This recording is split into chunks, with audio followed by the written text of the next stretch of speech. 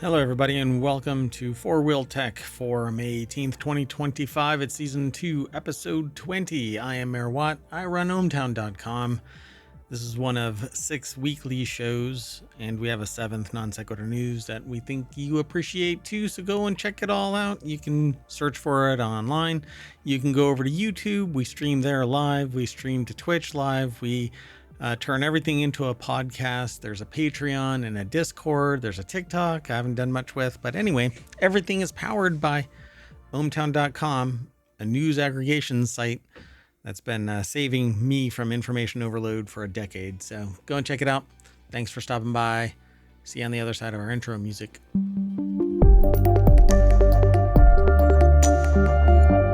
All right, let's get into it. Today we're going to be talking about we should be better at roundabouts. Diesel trucks have 2 batteries. Fast Fiat, King Crab rear steering Hummer EV, and the Apple CarPlay. I almost made it. The Apple CarPlay Pro.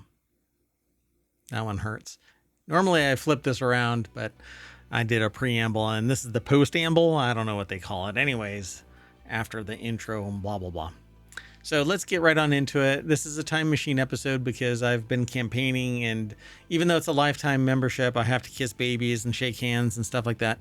So unfortunately, I was busy all weekend and on Friday. It all kind of sucks, but that's okay. I have 1,000 bosses, but I love doing ohmtown. So no, I really do.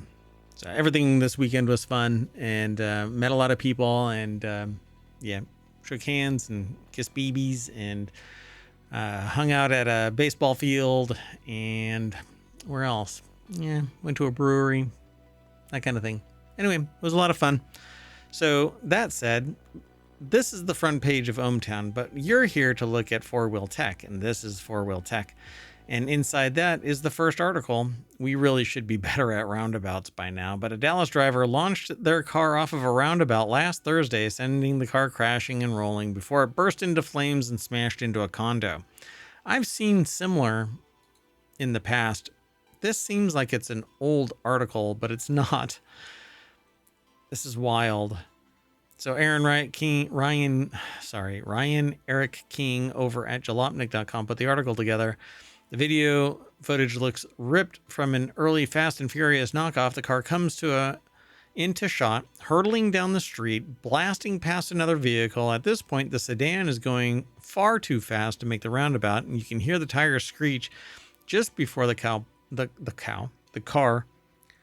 plows into the landscaped center island, launched into the air. The landing was rough. The car came down at an angle on the opposite curb and pitched into a roll. Most of the destruction happens at the edge or out of frame. You can see the car burst into flames as it rolls out of the shot, and then a CCTV camera shakes as the car hits the building that it's residing on. Unbelievable. So I don't know what went on, but let's see. There was another driver at the incident. First responders got to the scene, nearly struck that person and another neighbor. The police arrested that driver at the scene and charged her with driving while intoxicated. Yeah, there you go. The next article is over in FourWheelTech. You can watch the video if you want to go over there to Jalopnik. The next article is over at FourWheelTech. The reason why diesel trucks have 2 batteries, I thought that it's because it needs extra power to kind of in diesel engines. They don't have conventional spark plugs. They have igniters, glow rods, or glow bulbs. I can't remember what they're called. Anyway, I wonder if that's what it is. The doctor from Doctor Who has 2 hearts because he's from planet Gallifrey. But why in the world do diesel trucks have 2 batteries? So let's see. If you don't know anything about diesel trucks, they kind of frame it a different way. But Richard Sachek over at jalopnik.com says it a different way. You might be in for a surprise the first time you peek under the hood of a diesel vehicle. That's because many diesel-powered pickups have 2 full-size batteries as opposed to 1. However, that's never. It says in theory the two 12-volt batteries could be connected in series, which means that the voltage is added together for a voltage of 24. However, that's never been the case in reality because every modern car for decades has used a 12-volt electrical system. Instead, the batteries are connected in parallel, which doubles the single battery's amperage instead of its voltage. So amp is short for ampere, which is a measure of electrical current. We use in ohmtown volts for our currency.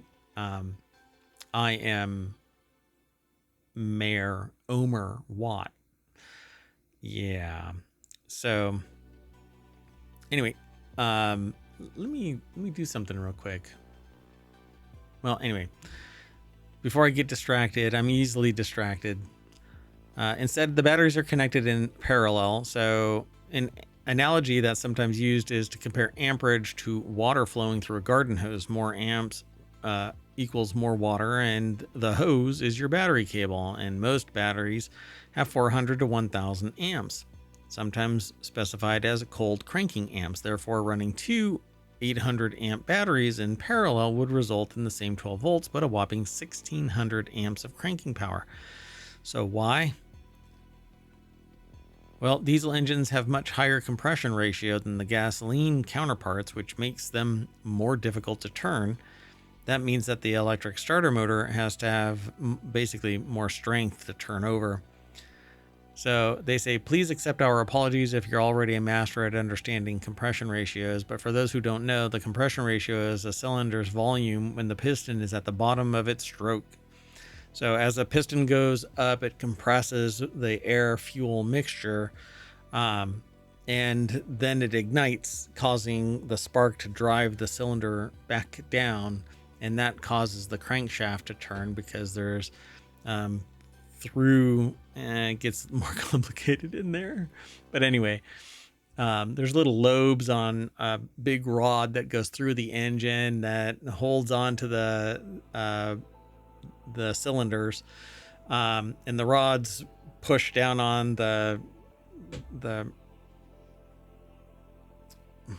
it basically turns this thing because they're just a little offset, and it makes it spin. And depending on how they are in rotation, it spins more efficiently, more effectively. And anyway, you have to get all of this right from the compression ratio. Otherwise, it can actually bend the rod or it can destroy the cylinder. And you have to have everything lined up and lubricated. Yeah. So it says if you have 100 cubic centimeters of space in the engine block cylinder at the bottom dead center and 10 cubic centimeters at the top dead center, that is a compression ratio of 10:1. Gasoline powered engines typically have a compression ratio somewhere between 8 and 12:1, but diesel engines have 14 all the way up to 25:1, so roughly double that. But I thought it's for these glow rods that actually allow diesel engines to ignite, but all right, I guess not. Interesting. Anyway, obviously it takes more energy supplied to the engine's electric starter motor to compress something to a 20th of its original size when then compressing it to a 10th of its size. So naturally, in cold weather, diesel engines require the use of an electric glow plug to preheat the cylinders before starting as attempted. And that's where I thought that the double battery comes into. So you get everything together and you need a vastly bigger battery or more batteries that can increase the amperage so that it doesn't just kind of tick, tick, tick. And instead it cranks and fires off, and then it gets going all on its own. And then the battery gets recharged by the alternator. All right. So the next article is over in FourWheelTech as well. Against all odds, this Fiat is ridiculously fast. So this is a tiny little Fiat that has some aerodynamics put on it to keep it glued to it looks like a go-kart, but Brad Brunell over at jalopnik.com put this article together. This is a pretty awesome little the Fiat 500 Abarth, and it's 1.4 liter turbocharged engine. Racer Cesar Bassanini gave this diminutive machine an injection of gamma radiation and turned it into the Incredible Hulk because it's green, except for the front clip, which is black. But then it has all kinds of air cooling and aerodynamics on it, ground effect stuff to keep it on the ground. Otherwise, it would probably lose control. Basically, somewhere close to 500 horsepower, from 140 to 500. Hang on, you're going for a wild ride. So this is a tiny little thing. The car just barely missed out on a podium place in the racing series, class to a Lamborghini Huracan ST2 and a pair of Japanese rally style monsters in the form of a, it says built, Mitsubishi Evo X and a Subaru WRX STI, with the Fiat taking the fastest front-wheel drive honors. I'd call that a win, even if I were Caesar. So yeah, this thing has these pretty big slicks for a 500 horsepower Abarth 500. Pretty amazing. It looks like at least 16 inches added track width. Let's see. In stock trim, the Fiat 500 is nearly as tall as it is wide, making for some interesting handling and difficult suspension setup thanks to what looks like at least 16 inches of added track width. That doesn't seem to be a problem for this car anymore, so they extended the wheelbase because the front and back tires are out, pushed further to the corners, and there's some pretty big, aerodynamics. This thing looks like a speed demon. It looks like it wants to go faster.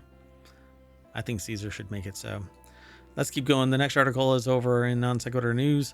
The Hummer EV can navigate tight spaces with the new King Crab rear steering. We weren't that impressed with the Hummer EV when it first came out. Too big, too expensive, crazy inefficient. But we did appreciate the novelty of the crab walk feature that let the massive truck rotate all four tires to drive diagonally at low speeds. Our reviewer Emma Hall called it the weirdest sensation and a good party trick. Now, for the update in 2026, the Hummer EV is getting even more crab-like, now with a king crab that it allows it even more maneuverability than it ever did. Yeah, the turning back wheels allows it to get into tighter spaces easier. Andrew J. Hawkins over at The Verge put the article together. I won't be able to do it justice, but basically, the automaker is also releasing a new limited edition carbon fiber version of the truck and SUV with improved performance with a new 24 module battery. The carbon fiber edition will accelerate from 0 to 60 in just 2.8 seconds. This is an EV, by the way, a Hummer EV. The 2026 Hummer is now getting bidirectional charging capabilities, meaning that it can send power out from its battery to another EV or to your home. And it comes with an enhanced Super Cruise, allowing drivers to automatically change lanes when the vehicle's built-in map is being used. There isn't much more to this article, but you can go and check out the pictures of it. Looks pretty cool. Still don't want one. The next article is over at FourWheelTech. Aston Martin gives the people what they want. Apple CarPlay on steroids, or Apple CarPlay Ultra, not Pro. I am a goober. I forgot the name of it. Aston Martin is the first automaker to get Apple CarPlay Ultra, which will take over all of the car's screens and adjust vehicle functions like climate control. So finally, they're getting to where I have been wanting them to be, which is basically just allow me to plug in my Apple device and it becomes the touch screen, blah, blah, blah controller of all things. Leave your computer doing nothing but providing me information. So as of today, Aston Martin is officially the first automaker in the world to get Apple CarPlay Ultra in its cars. And they say in this article, so Colin Woodard over at Jalopnik, they always have like this kind of my style of snarky comment. Does this name bring to mind MK Ultra? Of course, but maybe that's just a Jalopnik writer's brains being broken thing. And I agree, it is not just a Jalopnik writer's brains being broken thing. It's Mayor Watt's broken thing. Yeah, because I thought the same thing. So regardless of what you think of the CarPlay Ultra name, it's a big deal simply because Apple CarPlay is a big deal, especially in the US where the iPhone dominates phone sales. Almost as soon as it was introduced, CarPlay became one of the most sought after new car features for normal buyers, and you'd expect a bigger company such as Honda to be the first to get the next generation system. Instead, the distinction went to little old Aston Martin. So it's a good looking car that they put this thing in. But let's see here.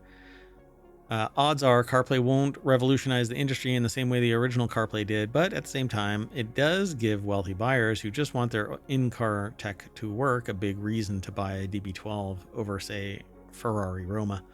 Yeah, I don't think that I'll have that problem. Thank you very much.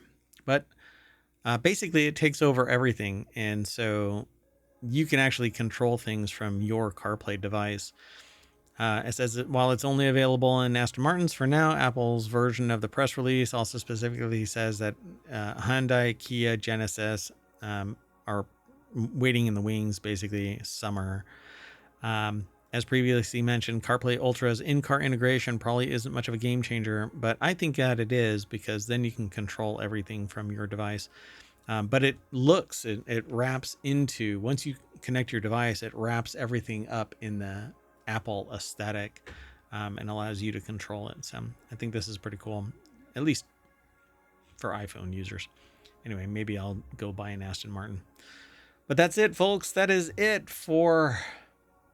Wow. I did this show really fast. FourWheelTech. And we'll see you tomorrow. Bye-bye.